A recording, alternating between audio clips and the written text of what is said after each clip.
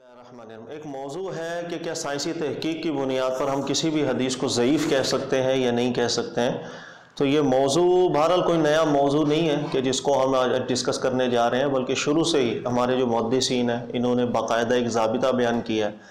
کہ اللہ تعالیٰ کے رسول صلی اللہ علیہ وسلم سے منسوب یہ جو روایات ہمارے پاس اکٹھی ہوئی ہیں،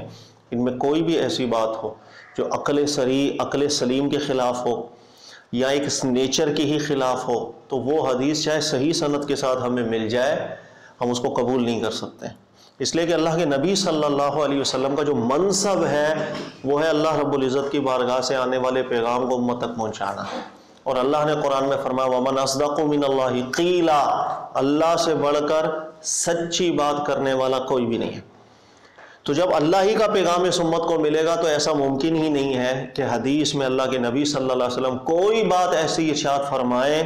کہ جو عقل سلیم کے خلاف ہو، فطرت کے خلاف ہو، یا کسی بھی طریقے سے چاہے سائنٹیفکلی کوئی چیز اسٹیبلشڈ ہو اس کے خلاف. یہ ایک مسلمہ اصول ہے ہمارے علماء کے نزدیک شروع سے محدثین. کئی حدیثیں ایسی ہیں چاہے وہ بخاری کے اندر ہو، مسلم کے اندر ہو، بہت سی حدیثیں ہیں کہ جو صحیح سند کے ساتھ تو ضرور ملی ہیں لیکن اس کے متن کے اندر ایسا آبجیکشن ہے جو عقل سلیم کے خلاف ہے، فطرت کے خلاف ہے، یا سائنٹیفک حقائق کے بالکل خلاف ہے. لہٰذا محدثین آبجیکشن کرتے آئے ہیں اور ان حدیثوں کو انہوں نے نہیں قبول کیا، اس کے متن پر آبجیکشن کیا اور اس حدیث کو ریجیکٹ کر دیا کہ یہ اللہ کے نبی علیہ السلام کا فرمان عالی شان نہیں ہو سکتا، یہ ملاوٹ ہو گئی ہے، راوی نے اپنی بات بیچ میں داخل کر دی. اس لیے میں اکثر اوقات یہ ذہن بناتا ہوں لوگ نہ جانے اس بات کو کب سمجھیں گے کہ ہمارے یہاں دو طبقے ہیں، دونوں افراط و تفرید کا شکار ہیں. کوئی یہاں حد سے نکل جاتا ہے، کوئی حد سے گر جاتا ہے. حد سے گرنے کی مثال یہ ہے کہ جو بھی حدیث پڑھ لی کہیں پر اس کو ہمارا دین کا حصہ بنا لیا، حدیث کو چیک ہی نہیں کیا، وہ حدیث ثابت بھی اللہ کے نبی علیہ السلام سے نہیں، حدیث ضعیف ہے، حدیث موضوع ہے، بس ان کو حدیث ملی، اس کو پڑھا، دین کا عقیدہ بنا لیا، نظریہ بنا لیا، عمل کرنا شروع کر دیا. اس کے مقابلے میں ایک طبقہ ایسا ہے کہ جو صحیح ٹائٹل کے ساتھ جو بھی حدیث ملتی ہے یہ سمجھ جاتا ہے وہ از ایکول ٹو قرآن ہے، وہ ایسے جیسے از ایکول ٹو قرآن ہے، اور اس کی ہر بات کو، اس کے متن میں آنے والی ہر بات کو قبول کرنا شروع کر دیتا ہے. یہ دونوں طبقے افراط و تفرید کا شکار ہو کے گمراہ ہو جاتے ہیں، ان کے نظریات ٹھیک نہیں بیٹھتے ہیں. اس کا ایک بیچ کا رستہ ہوتا ہے، یاد رکھ لیجئے گا، جو شروع سے محققین محدثین کا رہا ہے، مجتہدین کا رہا ہے، اور وہ یہ ہے کہ حدیث کو بہت سے طریقوں سے دیکھا جاتا ہے. نہ اس کی سند میں کسی طرح کا کوئی اعتراض ہونا چاہیے، کسی بھی طرح کے راویوں سے متعلق تمام راوی ٹھیک ہونے چاہیے. اس کے بعد اس حدیث کے متن کو بہت بغور مطالعے کے اندر رکھا جاتا ہے. کسی بھی طرح کا کوئی بھی آبجیکشن اگر متن کے اندر آ رہا ہوگا اسے قبول نہیں کیا جاتا، اس لیے کہ یہ انڈائریکٹ بات ہے جو صدیوں بعد جا کے راویوں سے اکٹھی ہوئی ہے.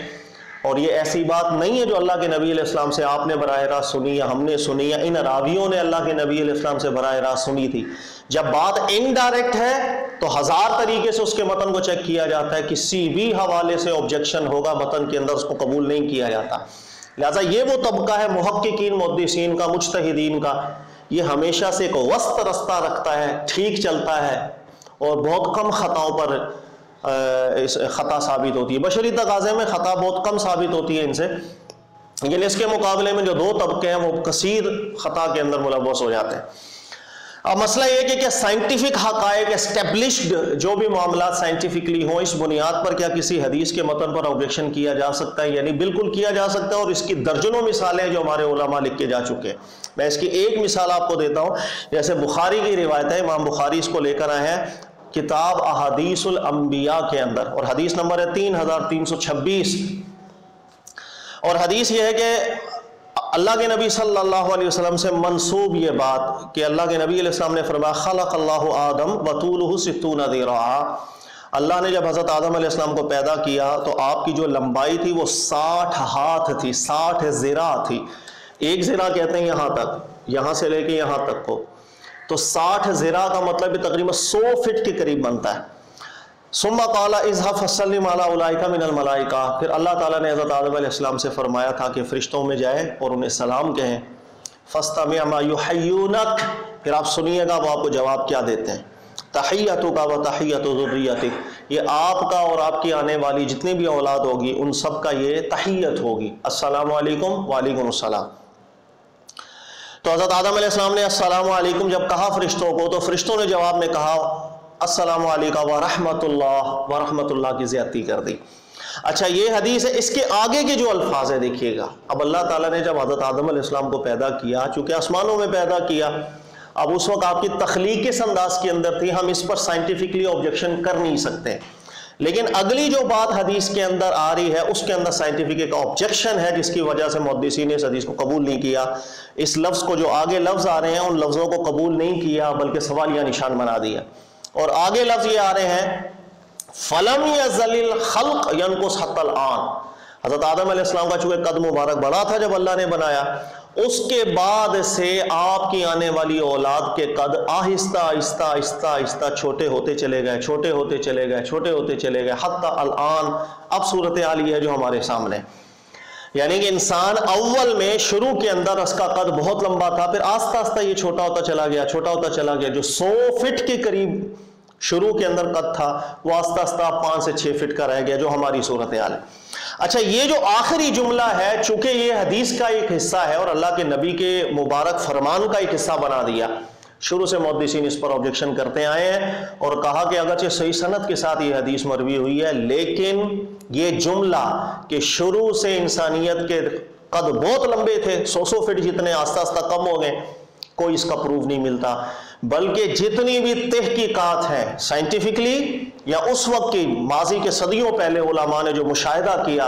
اس بنیاد پر بھی اس بات کو رد کر دیا اور کہا کہ اس کے کوئی شواہدات ہمیں نہیں ملے۔ میں علامہ ابن حجر عسقلانی رحمۃ اللہ تعالیٰ علیہ کے الفاظ پڑھ دیتا ہوں۔ فتح الباری میں، بخاری کی شرح ہے، ابن حجر عسقلانی محقق گزرے ہیں اور متن کا بھی بہت بڑا ماہر گزرا ہے، وہ حدیث کو سند کے اعتبار سے بھی دیکھتا ہے، متن کے اعتبار سے بھی دیکھتا ہے۔ اس حدیث کے اس لفظ پر آبجیکشن، سائنٹیفکلی آبجیکشن کر کے گئے ہیں اور حدیث کو مشکلات کے اندر ڈال دی، اس کے متن کو سوالیہ نشان بنا دی، اور الفاظ کیا لکھتے ہیں ابن حجر، کہتے ہیں یشکل علی ھذا ما یوجد الان من آثار الامم السالفہ کدیار ثمود فان مساکنہم تدل علی ان اقاماتہم لم تکن مفردۃ الطول۔ انہوں نے کہا اس حدیث کے متن پر اعتراض ہے، اس میں جو لفظ آیا کہ شروع میں 100 فٹ کے قد تھے، آہستہ آہستہ کم ہوتے چلے گئے، کہا کہ آبزرویشن اس کے خلاف ہے۔ اس نے کہا کہ بہت سی آبادیاں ایسی ہیں جیسے دیار سمود، وہ قوم بھی دریافت ہو گئی ہے، کہاں پر وہ قوم رہتی تھی، جو قوم تباہ ہوئی، اور ان کا زمانہ صحابہ کے زمانے سے آدم علیہ السلام کے زیادہ قریب ہے۔ انہوں نے کہا ان کے تمام مساکن وغیرہ کو دیکھا گیا، ان کے کمرے وغیرہ کو، ضرورت کے استعمال کی چیزوں کو، کہا کہ لم تکن مفردۃ الطول، کوئی شہادت ایسی نہیں ملی کہ ان کے کوئی قد 90 فٹ کے ہوں، 80 فٹ کے ہوں، 100 فٹ کے ہوں، ایسی کوئی شہادت نہیں ملی۔ کہہ رہے ہیں وَلَا شَكَّ أَنَّ أَحَدَهُمْ قَدِيمٌ، ان کا زمانہ بہت پہلے ہے، وَإِنَّ الزَّمَانَ الَّذِي بَيْنَهُ وَبَيْنَ آدَمَ دُونَ الزَّمَانِ الَّذِي بَيْنَهُ وَبَيْنَ أَوَّلِ هَذِهِ الْأُمَّةِ، اور ان کا زمانہ حضرت آدم علیہ السلام سے زیادہ قریب ہے۔ ہونا یہ چاہیے کہ 100 فٹ اگر پہلی نسل کا قد تھا، ان کا 90 فٹ تو ہو، لیکن ایسی کوئی شہادت نہیں ملی۔ وَلَمْ يَظْهَرْ لِي إِلَى الْآنِ مَا يُزِيلُ هَذَا الْإِشْكَالَ، انہوں نے کہا آج تک جب میں یہ شرح لکھ رہا ہوں کوئی جواب اس کا ایسا نہیں ملا جو اس متن کو ٹھیک کر کے جائے، اس کا اشکال دور کر کے جائے۔ تو یہ دیکھیے گا اس متن کے، حالانکہ صحیح سند کے ساتھ ایک حدیث ہے، لیکن اس کے اندر آنے والی جو بات منسوب کر دی اللہ کے نبی صلی اللہ علیہ وسلم کے ساتھ، اس کا شواہدات کوئی نہ ملے، بلکہ جو آبزرویشن تھی ان کی، جو پچھلی اقوام وغیرہ کے جو آثار قدیمہ جو ملتے ہیں، ان سے انہوں نے رد کر دیا کہ ہمارا مشاہدہ یہی ہے کہ کوئی مفردۃ الطول، کوئی لمبے قد پہلے قومیں نہیں ہوا کرتی تھی کہ جن کے 80 فٹ، 90 فٹ، 100 فٹ لمبے لمبے قد ہوں۔ اس وجہ سے اس حدیث کے متن کے اس لفظ کے اوپر آبجیکشن کر کے چلے گئے۔ اور دیکھیے گا آج چونکہ جدید سائنس ہے، جدید علوم ہے، بہت ترقی ہو چکی ہے، لہذا سائنٹیفکلی بھی آج یہ اسٹیبلشڈ بالکل نہیں ہے کہ کوئی 10,000 سال پہلے یا 20,000 سال پہلے کو قد بہت زیادہ بڑے ہوں، بلکہ اس کا الٹ ہے۔ آپ کو حیرانی ہوگی، اس کا الٹ ہے کہ جتنا پرانا اگر آپ کو کہیں اسکیلیٹن ملے اور آپ اس کی اگر تحقیق کریں تو وہ قد اس کا تھوڑا کم نہیں آتا ہے، آج تھوڑا سا قد زیادہ ہی آتا ہے۔ تو یہ سائنٹیفکلی بالکل یہ اسٹیبلش نہیں ہے کہ ایسا کہیں ہو کہ پہلے نسلوں میں قد جو ہے 100 فٹ ہو، 90 فٹ ہو، پھر آہستہ آہستہ 5 فٹ تک رہ گیا۔ لہٰذا یہ وہ حدیث ہے جس کے متن پر ایک سمجھ لیں سائنٹیفک آبجیکشن تھا، اس بنیاد پر ہمارے علماء نے اس حدیث کے متن کو قبول نہیں کیا، سوالیہ نشان بنایا۔ اس کی مثالیں اور بھی بہت ہیں، بخاری کے اندر بھی ہیں، مسلم کے اندر بھی ہیں، دیگر کتب کے اندر بھی ہیں۔ اس لیے میں آئے بگائے اپنے لیکچرز کے اندر آپ لوگوں کو میں سمجھاتا رہتا ہوں کہ حدیث کو حل کرنا، صحیح حدیث کو حل کرنا، یہ آسان کام نہیں ہے، بہت زیادہ محنت کا اور اجتہاد کا اس میں دخل ہوتا ہے۔ یہی وجہ ہے کہ بہت سی حدیثیں ہیں صرف صحیح ٹائٹل کے ساتھ، بھائی جیسے ہمارے یہاں مشہور ہے بخاری پوری صحیح،